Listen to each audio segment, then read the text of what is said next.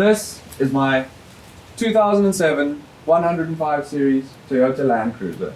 It is the best car I've ever owned in my life.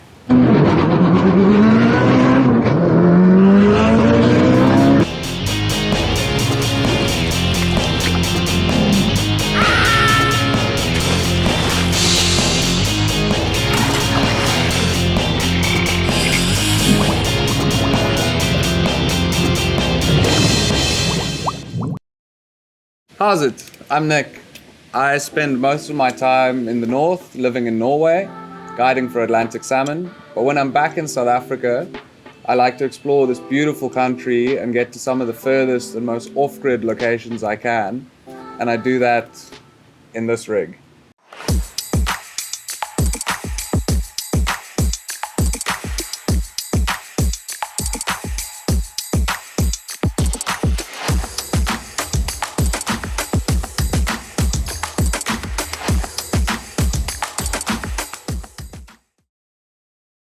Today I'm going to talk you through the last 10 years of my experience and what I've learned in terms of tricks, tips with regards to fly fishing, camping, making life a little bit more comfortable when you're on the road, just some general information for how to be safe, how to be efficient, gear management, organization, a couple of little things. This is a super capable vehicle as is, but I've spent the last 10 years smashing, bashing, cruising and bruising. I've tweaked and tuned the car into basically everything it needs to be as it stands today to be what I think is the best overlanding and fly fishing rig that you could get out there. From factory, this car comes with one of the most venerable Toyota engines ever made, and that's the non-turboed 1HZ. Yes, it is slow, but if you're fly fishing, you're generally not in a hurry. The car also comes from factory with triple lockers, making it an extremely capable car once it comes to crawling up steep escarpments, rocky ledges or hills.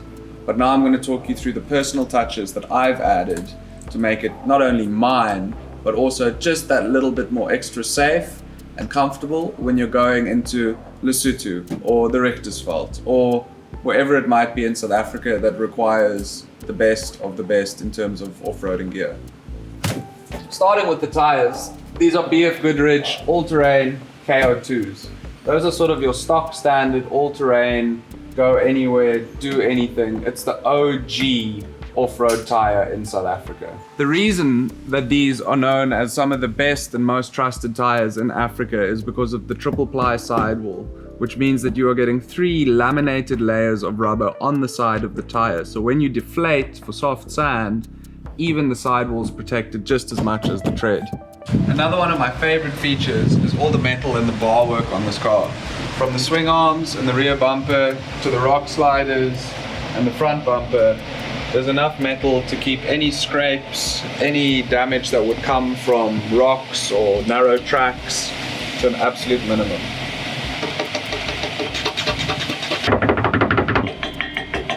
Those of you with a keen eye would know that this car features a solid front axle. Usually, SFA vehicles are considered to be quite agricultural, and make no mistake, it is, but because of the Old Man Emu suspension on all 4 corners, it glides on a dirt road. It really makes the car smooth and comfortable, and because it's a 105 series, it's slightly wider than a Hilux, which means that you're sitting comfortably, safely, and having a lekker time. So, one item of maintenance I haven't done, replaced my hood struts, but I do have this.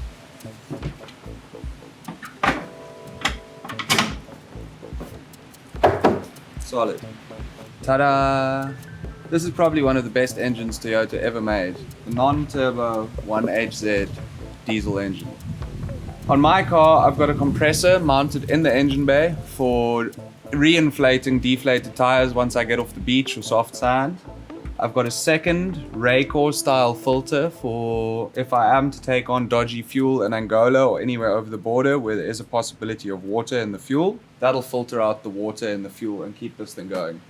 As you might have noticed, this car features an ALuCab rooftop tent. This tent is actually one of the first ones that ALuCab put out. You can see it's the older generation, but I've had it for 10 years and I can't really break it. It sleeps 2 people comfortably. It's got all the amenities one could ask for in terms of charging points, lights, and mosquito netting up here. It's also got good storage in the roof, and it's very comfortable for 2 people. So myself and my partner, perfect.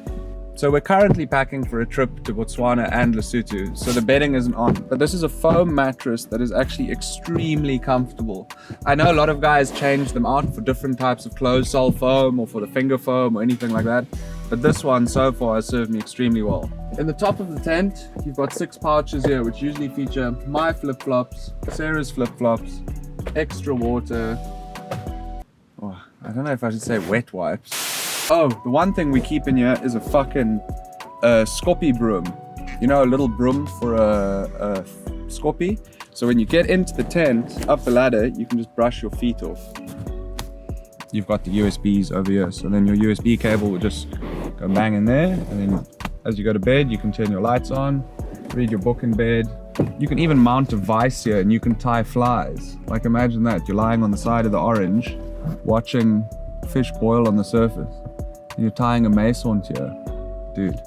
What happens if you wake up in the morning and there's 9 lions at your ladder? Like, what do you do? Close your front window completely.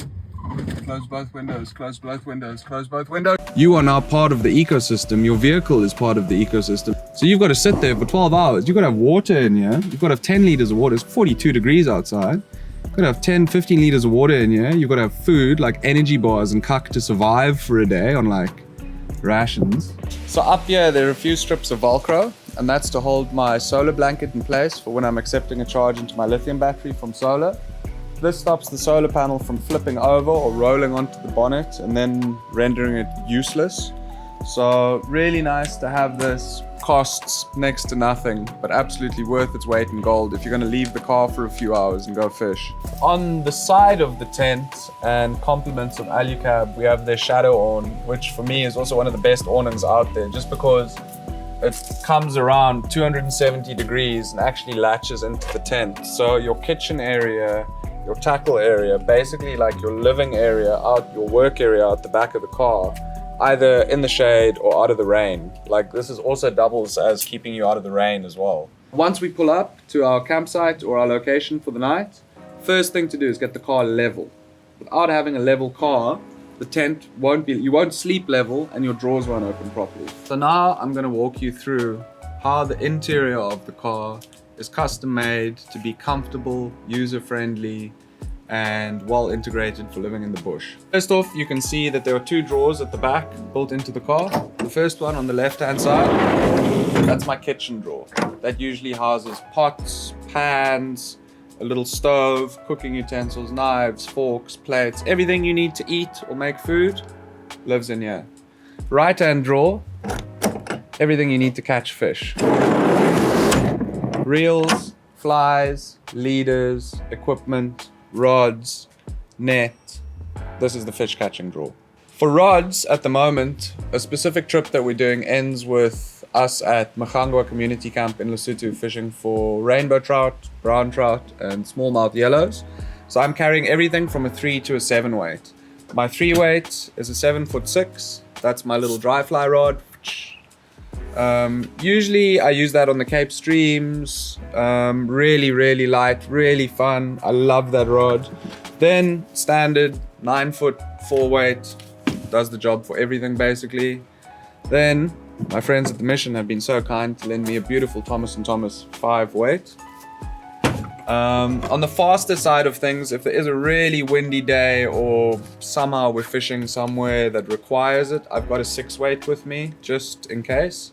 That's a Sage Salt. And then just because this is my absolute favorite rod ever at the moment, the 7 weight, that's just there. We might end up on the coast for a grunter or in the breeder, who knows, but rather have it. It's kind of like a gun or a condom, you know, you'd rather have it and not need it than need it and not have it. Just a little disclaimer here.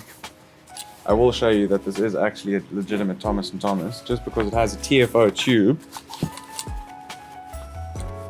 does not mean that the goods are counterfeit.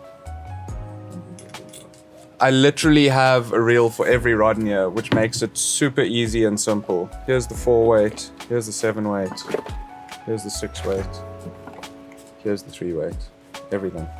Fly boxes, that's mostly salt water. This is dries, streamers for trout and the sutu.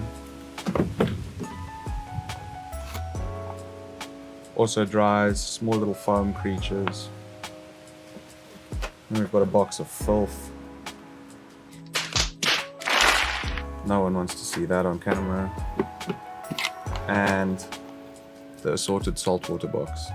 These are actually my favorite things. You guys actually asked me about them in the mission a little while ago. This is some of my favorite pieces of gear. This is the Guideline locking Hemo forceps.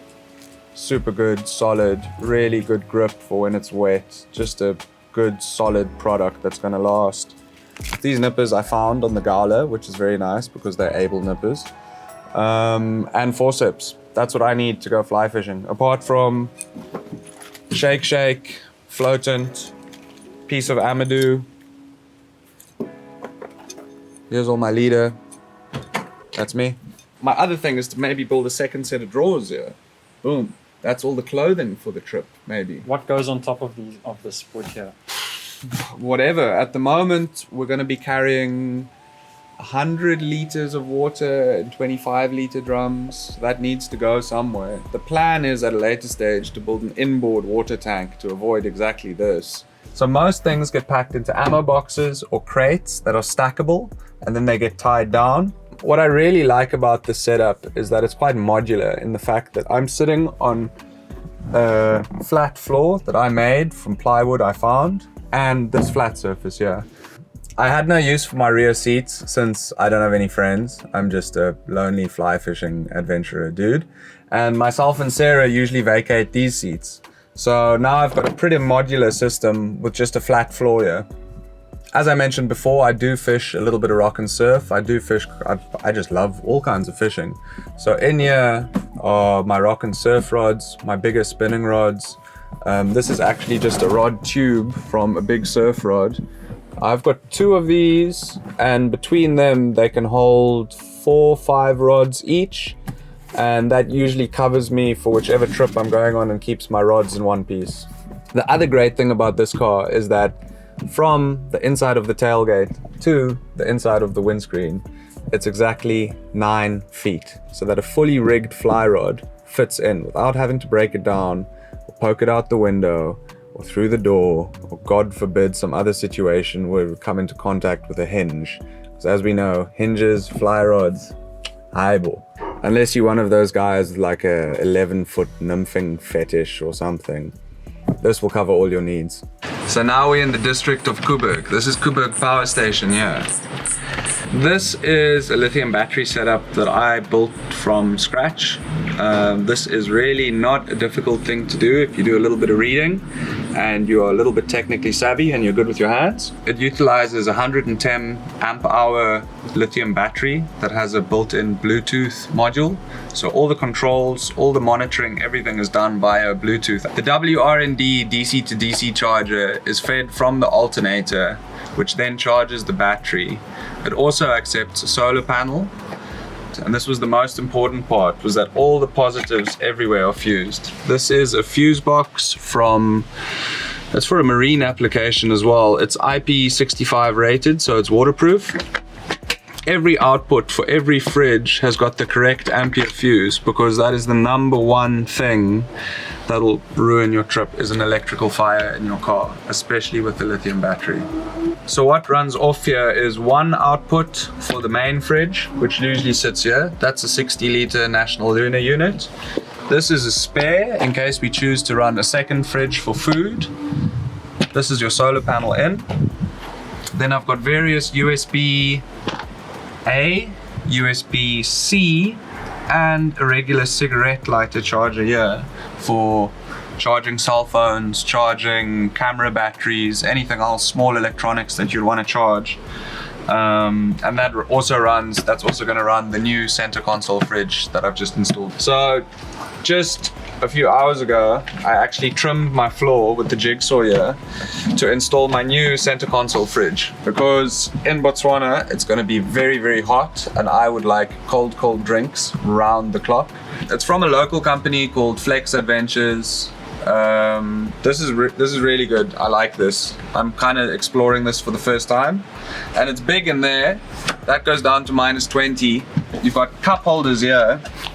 You've got phone holders here, a little digital screen, USB. One of my next projects, or something I'm busy solving at the moment, is getting my table, my ALuCab aluminium table, under here. So I'm busy getting U-channel and fabricating brackets and carpet or foam on the inside to stop it from rattling, because rattling, pet hate. Things must not rattle. Things must be quiet and behave off-road. So the table's gonna sit in here, it's gonna slide in, slide out. Again, just super simple. I don't want it in the tent, I don't want it in the back, I want it to be dedicated so it actually gets used. Well, I hope you guys enjoyed that. I hope you got something out of it. I've got to get packing for my next trip, so take it easy and stay safe.